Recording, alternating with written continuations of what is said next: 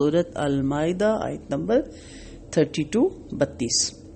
من اجلی ذالک بوجہ اس کے کتبنا علی بنی اسرائیل لکھ دیا ہم نے بنی اسرائیل پر انہو من قتل نفسا بغیر نفس کہ بے شک وہ جس نے قتل کیا کسی جان کو بغیر کسی جان کے او فسادا فی الارض یا فساد کرنے کے لیے زمین میں فکأنما تو گویا کہ قتل الناس جميعا اس نے قتل کر دیا لوگوں کو سب کے سب ومن اور جس نے احیا زندگی بچائی اس کی فکأنما تو گویا کہ احیا الناس اس نے زندگی بچائی لوگوں کی جميعا سب کے سب وَلَقَدْ جاءتہم اور البتہ تحقیق آئے ان کے پاس رسولنا رسول ہمارے بالبیناتی 7 واضح نشانیوں کے ثم پھر انا بے شک کثیرم بہت سے منہم ان میں سے بعد ذالک اس کے فی الارض زمین میں لمسرفون البتہ فساد زیادتی کرنے والے ہیں۔ قتل ایک انتہائی بھیانک عمل ہے۔ کسی فرد کو قتل صرف اس وقت جائز ہے جبکہ وہ سماجی امن کے لیے ناقابل علاج خطرہ بن گیا ہو۔ حقیقی جواز کے بغیر کسی انسان کا قتل سارے انسانوں کو قتل کرنے کے برابر ہے کیونکہ اس سے احترام جان کی روایت ٹوٹتی ہے۔ قرآن میں اس آیت سے اندازہ ہوتا ہے کہ اسلام میں امن اور سلامتی کی کتنی اہمیت ہے۔ اسلام کا تقاضا ہے کہ اگر کسی سماج میں ایک شخص کو قتل کیا جائے تو پورا سماج اس پر تڑپ اٹھے اور دوبارہ امن اور سلامتی کو حالت قائم کرنے کے لیے اس اہتمام کے ساتھ کام کیا جائے جیسا کہ کسی ایک فرد کو قتل نہیں کیا گیا بلکہ پوری انسانیت پر حملہ ہوا ہے۔ شریعت میں صرف 3 صورتوں میں قتل جائز قرار دیا گیا۔ قتل کے بدلے قتل یعنی قصاص،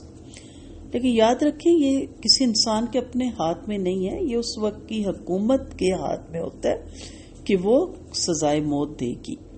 نمبر 2 شادی شدہ مرد یا عورت اگر زنا کریں تو حد قائم کرنے کی صورت میں انہیں رجم کر کے مار ڈالیا جائے گا۔ اور نمبر 3 مرتد کے جرم میں اس کو قتل کرنا۔ ان تینوں صورتوں کے علاوہ جو بھی قتل ہوگا وہ قتل ناحق اور فساد فی الارض کے ضمن میں آئے گا۔ اور ایسے ہی قتل کے متعلق فرمان باری تعالیٰ ہے کہ جس نے ایک آدمی کو بھی ناحق قتل کیا تو اس نے گویا سب لوگوں کو قتل کیا، کیونکہ ایسا آدمی پوری انسانیت کا اور امن عامہ کا دشمن ہوتا ہے، اور دوسرے لوگ جو بھی اس سے جرم کرتا دیکھ کر اس پر دلیر ہو جاتے ہیں، لہٰذا اس جرم کی سزا کا اظہار ان الفاظ سے کیا گیا۔ اور بنی اسرائیل چونکہ اس جرم کا ارتکاب کرتے رہتے تھے اس لیے بطور خاص ان الفاظ سے تنبیہ کی گئی، اور اس جرم کے برعکس اگر کوئی شخص کسی کو مظلومانہ موت سے نجات دلا کر بچا لیتا ہے تو وہ بھی اتنی بڑی نیکی ہے، کیونکہ ایک ایسا شخص انسانیت کا ہمدرد اور امن عامہ میں معاون ثابت ہوتا ہے۔ قتل ناحق کے گناہ کا حصہ آدم کے پہلے بیٹے پر آئے گا۔ سیدنا عبداللہ بن مسعود رضی اللہ عنہ کہتے ہیں کہ آپ صلی اللہ علیہ وسلم نے فرمایا جو کسی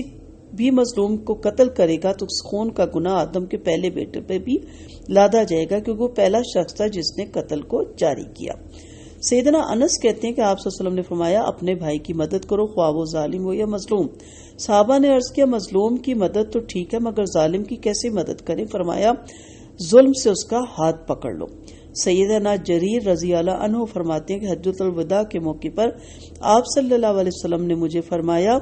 لوگوں کو چپ کراؤ، میں نے چپ کرا دیا تو آپ نے فرمایا لوگوں میرے بعد ایک دوسرے کی گردنیں مار کر کافر مت بن جانا۔ تیسری حدیث سے یہ بات معلوم ہوتی ہے کہ مسلمان کا قتل قاتل مسلمان نہیں رہتا بلکہ کافر ہو جاتا ہے۔ اور پھر کہا گیا کہ تمہارے پاس نبی آئے ہیں، رسول آئے ہیں روشن دلائل کے ساتھ۔ بینات سے مراد معجزات انبیاء بھی ہو سکتے ہیں جن سے ان انبیاء کی نبوت کی تصدیق بھی مطلوب ہوتی ہے، یعنی انبیاء کی تصدیق ہو جانے کے بعد بھی بنی اسرائیل ان کا انکار ہی کرتے رہے، ان سے دشمنی بھی رکھی، ان کی راہ میں روڑے بھی اٹکاتے رہے، حتیٰ کہ انہیں ناحق قتل بھی کیا۔ اور بینات سے مراد واضح احکام بھی ہے جنہیں ٹھیک ٹھیک احکام دیے جانے کے باوجود بھی ان میں سے اکثر لوگ فساد فی الارض کے مرتکب بھی رہے۔ یعنی اگر ان احکامات کو سمجھ کے ان کو اپلائی کیا جائے، اپنے ملک میں ان کو لاگو کیا جائے، اپنی ذات پہ ان کو لاگو کیا جائے تو یہ ملک کی، قوموں کی، امتوں کی سلامتی کا باعث بنتی ہیں، کیونکہ اللہ تعالیٰ نے جو احکامات بھیجے نبیوں کو وساطت سے، بیچ میں نبیوں کو وسیلہ بنا کے، پرفیکٹ ہیں، انسان کے بنائے ہوئے قانون نہیں ہے، کسی اسکالر کے بنائے ہوئے قانون نہیں ہے، ان میں کہیں نہ کہیں جھول آتی ہے۔ یہ اللہ کے بنائے ہوئے قانون اور احکامات ہیں، ان کو لاگو کیا جائے، شریعت کو لاگو کیا جائے تو یقین کریں کہ بڑی ہی پرسکون زندگی ایک انسان اور خاص طور پہ مسلمان گزار سکتا ہے۔